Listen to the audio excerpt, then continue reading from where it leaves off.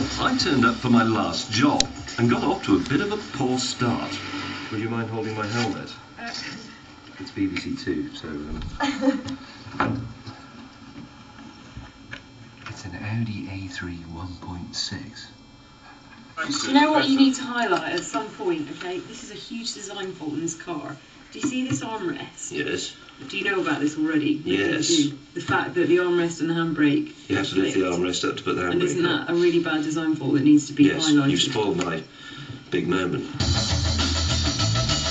So this is a Volvo V40 1.8. Which, frankly, was a bit of a problem for me. And I've now run out of things to know about the Volvo V40. It says it's Swedish, and it says 1.8 on the boot. But if Richard couldn't get any words out, I was having trouble getting a word in. Now, this is essentially the entry-level Audi A3 with the 1.6-litre engine, and Sport, actually. And it's a sport. FSI. So it's Yes, not I know. level at all. Well, it is, because it's the smallest one. Engine size-wise. Yes. Not model-wise. No, I'm talking about the engine. Okay. The criticism I've always had of the more sporting setups in the Audi is that the ride is always compromised. Yeah. I like driving it. I don't like being a passenger quite so much. Well, you'll have to stop drinking. Other things to say about this, well, I mean, it's as you can see, the steering operates by this disc-shaped object here. Tim, do you mind awfully if I stop here briefly? I'll be back in a sec.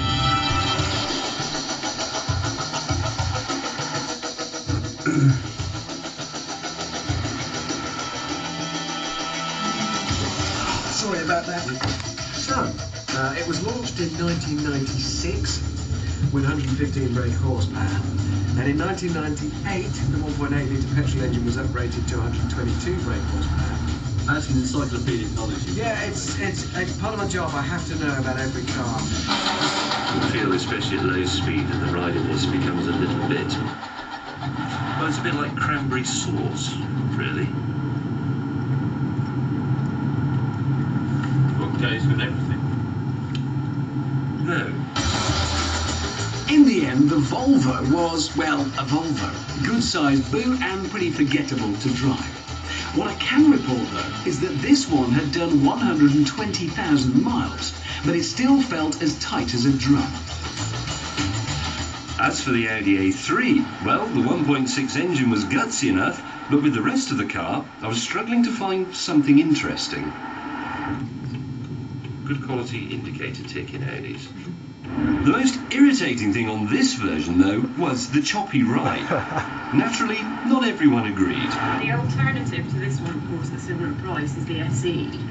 And Which is the one I would have. I wouldn't. Right, it is just gone 2 o'clock in the morning, and I've got another one to do. But first, I've got to build my bike. Oh joy. And the blunt Mr. May, well, he'd met his match.